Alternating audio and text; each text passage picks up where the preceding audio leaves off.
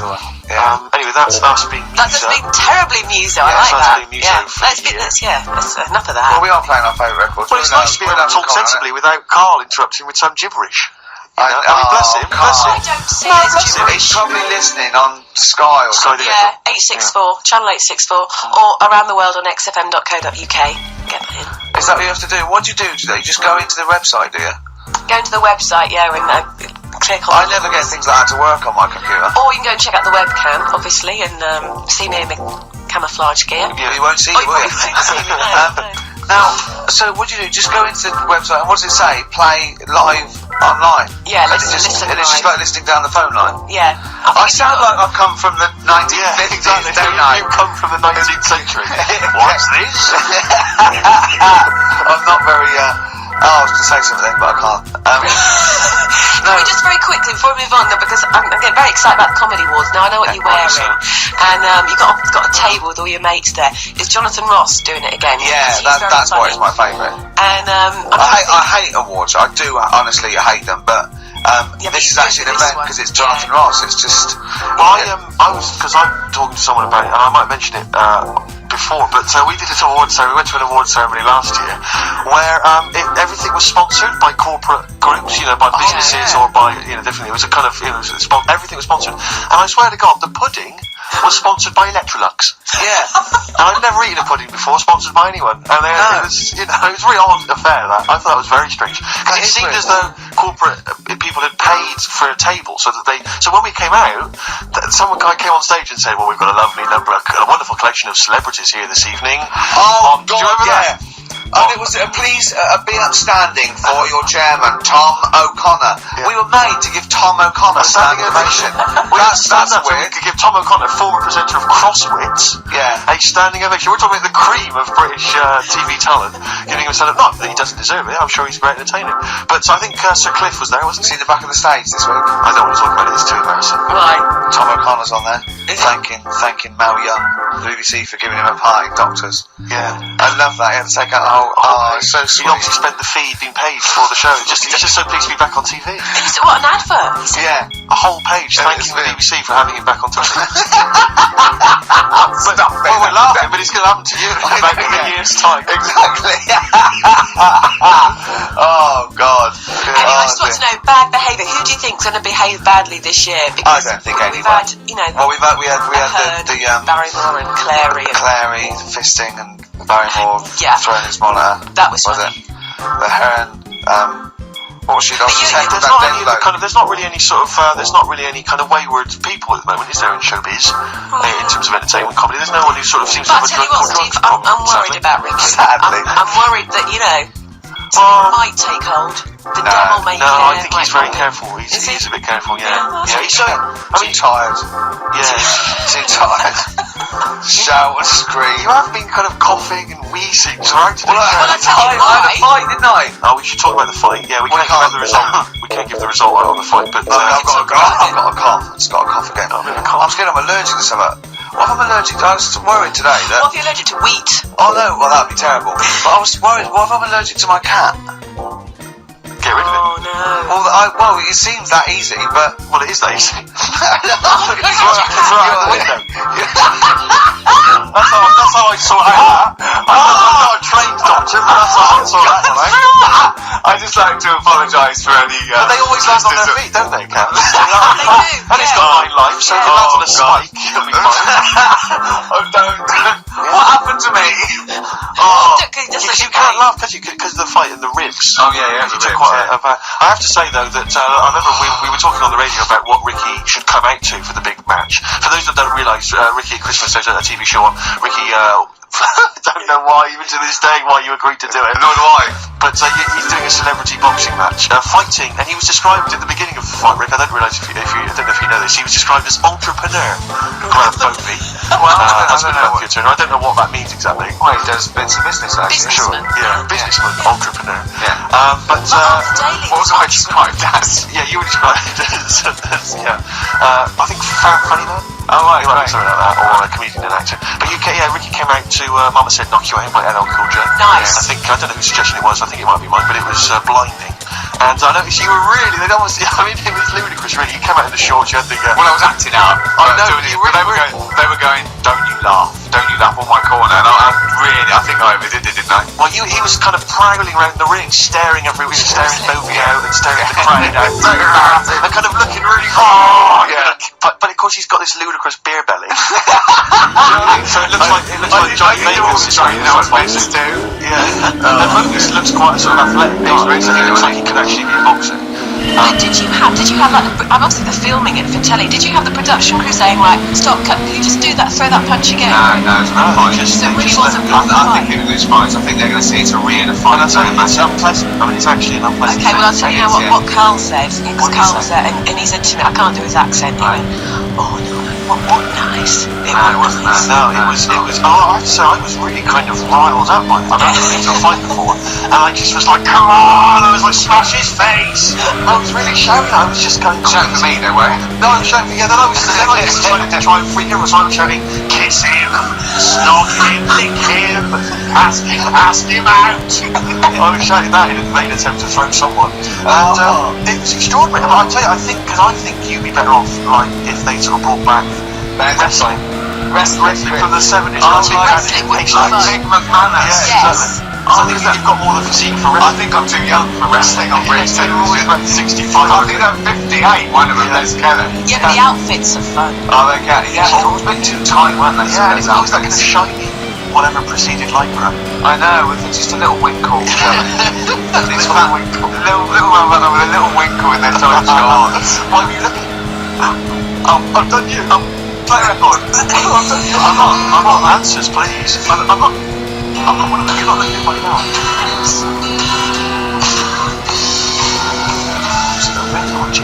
We're still going strong. Oh, indeed. Yes. That's my favourite tune of the year. You know? Yes, absolutely. These are all mutual. We love them all. We're not Absolutely, really, yeah. we're not annoying each other by putting songs the other one doesn't like. We're like teams now, isn't it? I think that's the Christmas spirit. I don't know what it is. We come together, we're sort of unified. Yeah. In the absence of Carl. Yeah. He often divides us. He often comes between us. Does he? Like, yeah, well, I say, well, it's like a child. Like, it's like we're a married couple, and he's sort of our autistic child. So, you know, and sometimes it just puts a strain on the marriage. We all three of us love each other. He does love you guys. I hear him talking about you in the office sometimes, you know. He looks up to you, aspires to you too. But it's just hard, to be honest, the baby Jesus, that we realise that there's beauty in everyone and it's all right. Yeah. Exactly, he's never had that before. No. Well, I have to say, I really get into the Christmas spirit. I think when I was younger, I was quite cynical, I was quite rock and roll. But now I'm sort of, I'm walking in a department store, and if there's one of the old, chestnuts are roasting on an open fire, which is that classic tune. I thought you were one of those old boys that stand outside the British Museum. You know, that one, or how does it go? Chestnuts roasting on an open fire? Chestnuts roasting on Jack Frost, anything you know. I can't get enough of them. I love it. I'm in the department store, it's frosty outside, it's warm in there. Have you ever roasted your chestnuts on an open I fire? have never done that, no. Imagine that. Just backing up to it like that with little chestnuts hanging out like a bulldog. What would you be wearing? I imagine you'd have your dressing gown on, you'd just hoik it up, just like pull so it your up, arse was showing. pop them down, tuck it in like a lovely lady. Yeah. So like a lovely lady from the front, but behind it looks like a bulldog dragging a tree. And you just pop them in the grate. And you want to be careful of too much roasting, so I imagine you'd want to just kind of ease yourself in slowly. Lightly toast them. And if it feels too hot, get out of there. Get the hell out of there. If any kids are listening, try that. No! What? No! Like there's a kid thinking, I'm going to roast my chestnuts on an open fire. I don't want someone to do it, and then the parents go, and Steve Merchant's told our children to do it. We're probably in trouble so now. Where's the kid going to find an open fire like those? I mean, it has to be the sort that they use those kind of barrels. It can't just be open fire at home. That doesn't count. That's just stupid. If you're going to do it properly. Oh no! We're having such a nice time there. I'll tell you what a group is all like that. Richard Anderson has emailed us. Oh, he's loving the show, is he? Well, I don't know if you've heard this, Carl. Carl, I called you Carl. That's okay.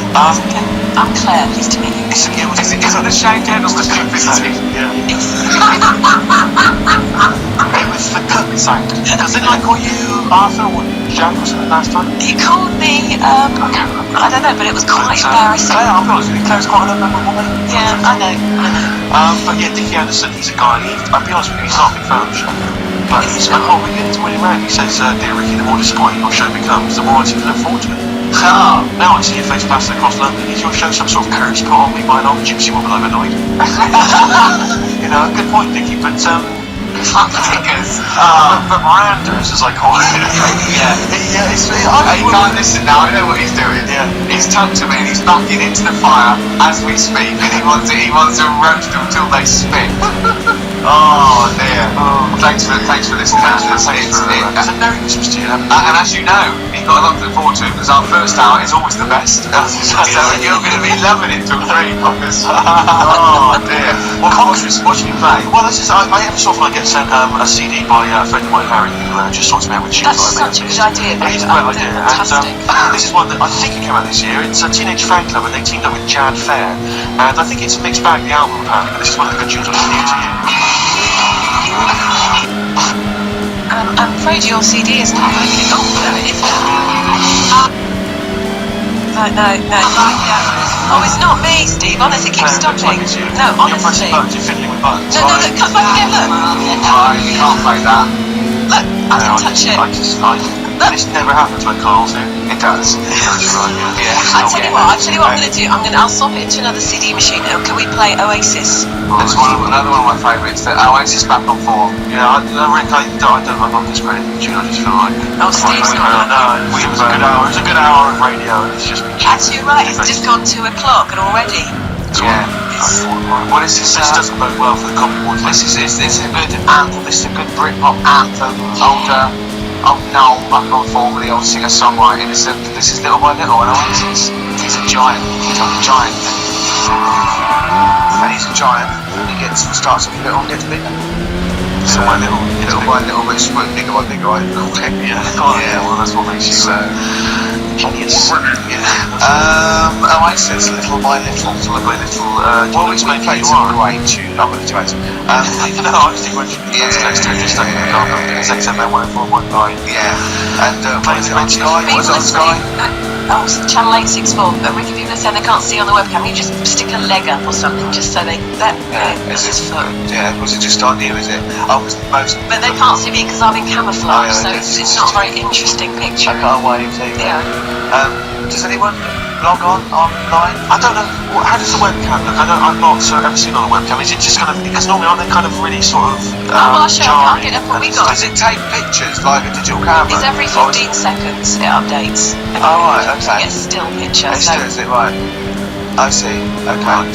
It's still pictures, is it? I didn't realise that. Yeah, every 15 seconds. So they can actually see, like if I was to bust some amazing dance moves. No, they just get to Well, if you did it every 15 seconds like you moved, they could then print them off and do like a flicker book. That would work. So they can see they can see the windmills. King Tuts. Yeah, all right. Scissor kick. I'm running out of steam now, Steve. A bit tired. So I've got 15 minutes to do, so we better think of something to say. Well, I genuinely was going to ask you, because obviously Christmas is approaching and I've not even started to think about Christmas gifts. I don't know how you're getting on, Claire. I never do. But Claire, you're aware of what Ricky bought his family last year, aren't you? Oh, yeah. Do you know, I am, because he told me and I've completely forgotten. It's extraordinary. It is extraordinary.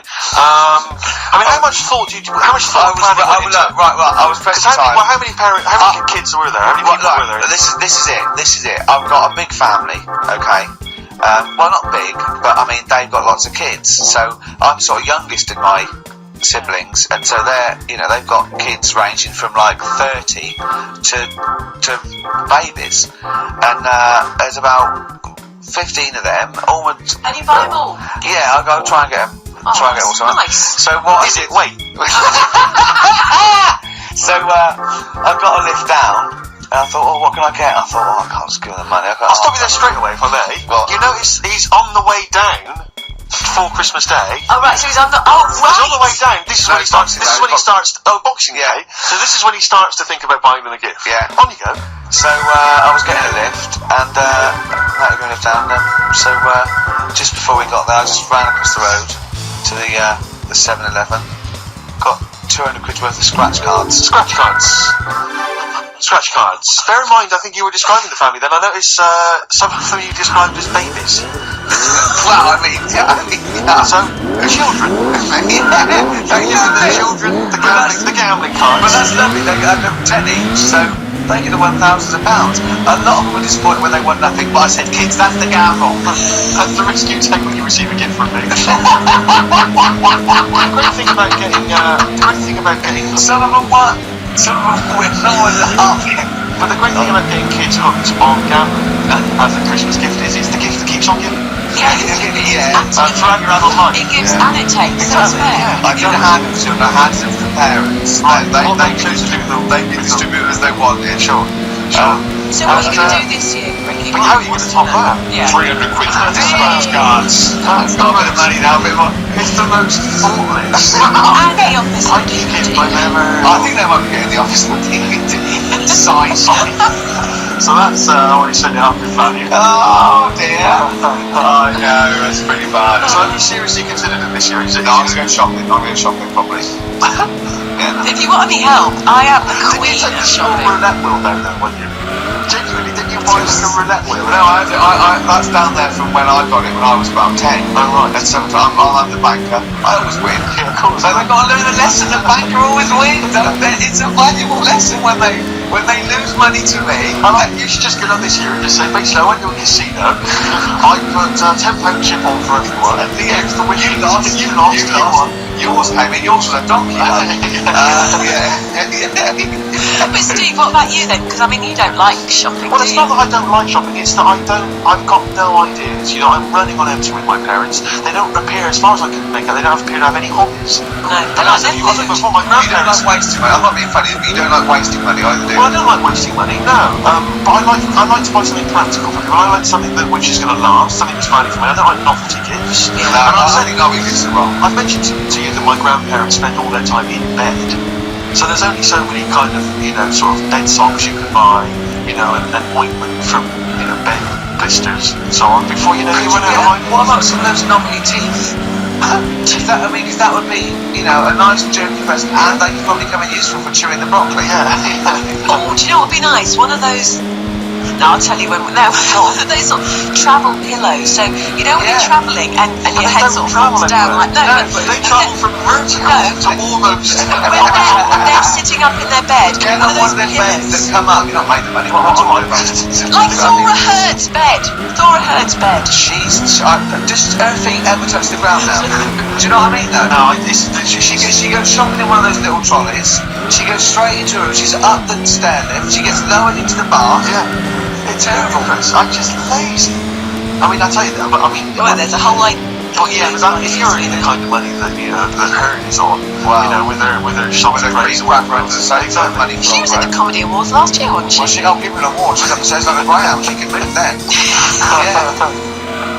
But so I've got no ideas. I absolutely Right. no ideas. Okay.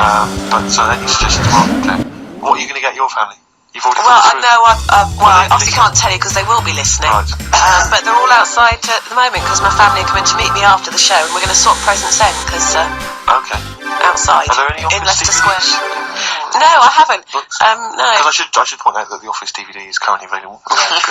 I actually did go and buy. I actually went and bought it myself, and I am enjoying the scripts, by the way. Excellent. That's it. I love Do you the know fact what that I we're love? authors in the top 10. Yeah, we're in the top 10 bestseller list. No. But to be fair, we're at number 7 in the paperback non-fiction.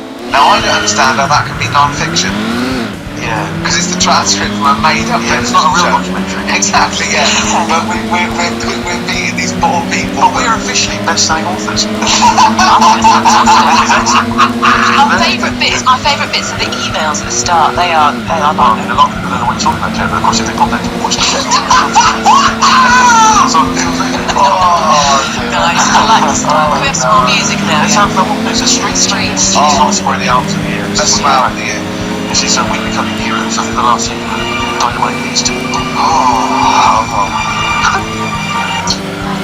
Eric Sermon. What's the tune called? It's called React. Yeah, he's got from his debut. No, not his fourth solo album. I'm enjoying the tunes. Yeah, absolutely. I'm enjoying the chat. I'm enjoying the tunes. I'm enjoying the penultimate show before Christmas. Last message from Anders, I suspect, for the day. He says, "I've just roasted my chestnuts over an open fire. It's a lot more enjoyable listening to your show." He's pretty snappy, he's Anders. Yeah. You know, he keeps on coming. You know, it's a shame that that we sort of couldn't sort of maybe meet up with him and try and persuade him that he should come over to our site rather than Come over to the site. Exactly. Yeah, come over to this site. I think we've got in Yeah, apparently they did this survey in America. People who loved Howard Stern listened to an average of like an hour and a half a week, and people who hated him listened to 2.5 hours a week. Yeah, exactly. So I think he's probably a more faithful a listener than some of the people that quite like us. Exactly. Yeah. You know what I mean? You've got to listen. I'm the same with some people. I've got to listen to things that I just think are awful. I can't. It's compulsive viewing. So, I don't care if people listen just because they hate us or like us. I was on the as long as they're spending money on the other day. Yeah, I was on the tube the other day, and obviously there's lots of pictures of you guys, and there's a young couple, and the guy was trying to explain to the girl what you did, and he said, "No, you should check them out. That they do quite well, actually." Really? That's very sweet. Why was he explaining to her? She didn't know what was happening, or I don't know. I sort of, as I walked by them. I mean, even at the fact that she went, "Oh, I hate that bloke."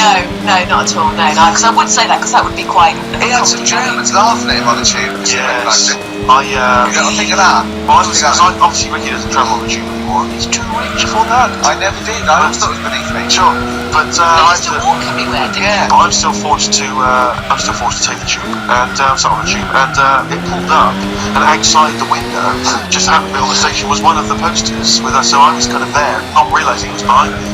And these big kind of fat German or maybe Bavarian guys. Well, they're in Lederhosen eating sausages. They were Bavarian, they were. And I noticed one of them kind of looked at me, and then looked at the poster, then looked at me, just happened to, and said, and whispered something to his friend in German. I don't want to try to do an impression. That's freaking cockeye. I think that. No. I know what you're thinking. It doesn't mean that. Right. Okay. It means what's a rough translation? Elegant boy. Right. Okay. Yeah. And so anyway, he pointed out the poster, and that's lanky Pleasant Street. and they burst into laughter. And then we. Well, they've got a great sense of humour, the Germans. Well, that's the thing. We rumbled onto the next station, and the poster was in exactly the same place. And this time they tapped the shoulder off someone else on the train and pointed me out, and that person also an Italian. There was a French. Was there a bloke with a beret and a little moustache on the other side? Yeah. Was it United? Did you get on?